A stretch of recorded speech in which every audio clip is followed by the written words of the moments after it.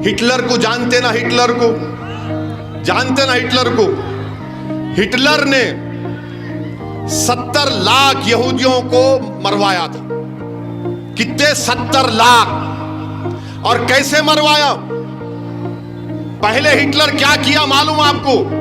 पहले बोला कि यहूदियों के खिलाफ हेट स्पीच दो, हेट स्पीच दो यहूदियों के खिलाफ। यहूदी बदमाश, यहूदी जर्मनी के नहीं हैं, यहूदी जर्मनी के बाहर के हैं, यहूदी लव जिहाद करते, यहूदी धर्म परिवर्तन करते। समझ में आ रहा? दिमाग में बात बैठ रही? समझ में आ रहा? वो हिटलर करता था। फिर हिटलर ने क्या किया? पिक्चर बनाया। उसका अंग्रेजी नाम उस पिक्चर का शायद 1940 में इटर्नल जू था। उस पिक्चर के जरिए हिटलर ने जर्मनी के जर्मन्स में यहूदियों के खिलाफ नफरत पैदा कर दी। और उसके बाद क्या हुआ? कत्लेआम हुआ यहूदियों का। मोदी जी, हिटलर ने ऐसा काम किया था। इटर्नल जू एक पिक्चर बनाई थी, उसका जर्मन नाम याद नहीं आ रहा मुझे। फिर वो क्रिस्टलाक का एक वाकया हुआ, राइस्टाग को जला दिया गया। उसके बाद यहूदियों का कत्लेआम हुआ। ये समझो बात को आप। भारत के प्राइम मिनिस्टर हैं, 133 करोड़ जनता का प्राइम मिनिस्टर, मगर क्या बोल रहे? पिक्चर के प्रोमोटर बन गए प्राइम मिनिस्टर, एक पिक्चर के डिस्ट्रीब्यूटर बन गए, एक पिक्चर के डायरेक्टर प्रोड्यूसर बन गए मोदी जी। देश के प्रधानमंत्री और आरएसएस से हम कहना चाह रहे हैं, सबक हासिल करो हिटलर से, सबक हासिल करो हिटलर से कि हिटलर ने कैसे यहूदियों को 70 लाख यहूदियों को खत्म कर दिया था, कैसे नफरत पैदा कर दी थी जर्मनी के जर्मनों में कि यहूदी गंदे हैं, गद्दार हैं, झूठे हैं, जर्मनी के नहीं हैं। ये राह पर कहीं वो मुल्क, हमारा मुल्क ना चला जाए। और पिक्चर देखकर लोग बोल रहे हैं अच्छा आईसिस, अरे आईसिस ने जो वीडियो बनाया था, उस आईसिस के वीडियो में मेरी फोटो थी। पूछो गवर्नमेंट ऑफ इंडिया से, उन्होंने वीडियो को निकाला। उस फोटो में आईसिस ने कहा कि असदुद्दीन ओवैसी को खत्म कर देना चाहिए। ये अजीब मामला है। आईसिस मेरे को खत्म करना चाहती और भारत में नाथूराम गोडसे की नाजायज औलाद मेरे पे गोली चलाती।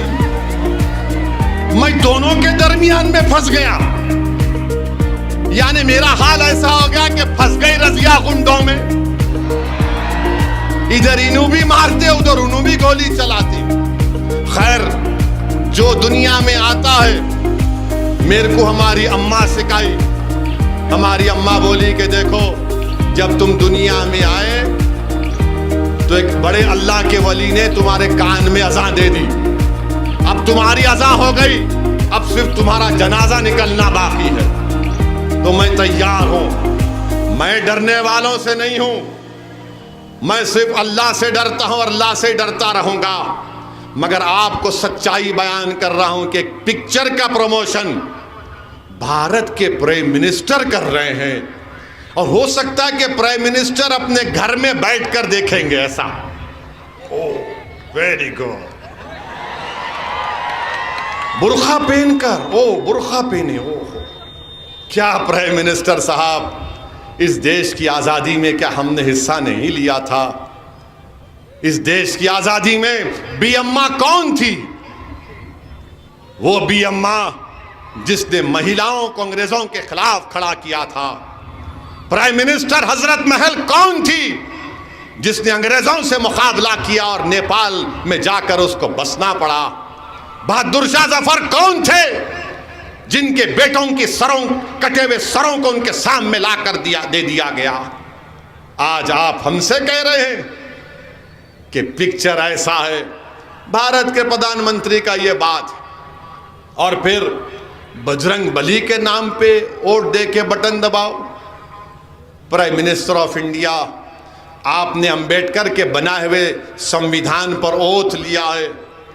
आपको यह कहना चाहिए था कि संविधान के नाम पे वोट दो, संविधान को मजबूत करने के लिए वोट दो, अपने अच्छे नेताओं को बनाओ।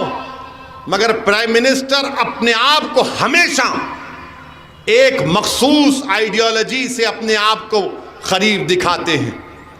दिल्ली में गड़बड़ हुई तो बोले कपड़े देखकर पहचान लो, उत्तर प्रदेश में गए तो बोले कब्रस्तान शमशान की बात प्रधानमंत्री ने की।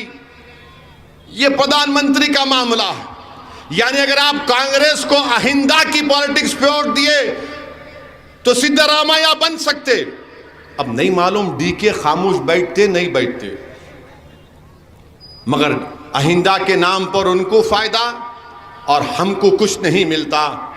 यहां पर नेशनलिज्म के नाम पर जो सच्चाई पर मुबन्नी नहीं है, आरएसएस को फायदा होता है। तो इसीलिए मैं आपसे अपील कर रहा हूं कि आप अपनी पार्टी के एक उम्मीदवार को एमएलए बनाइए। जब वो जाएगा कर्नाटका के असेंबली में तो आपके लिए लड़ेगा, हुबली ईस्ट के लिए लड़ेगा, गरीबों के लिए लड़ेगा।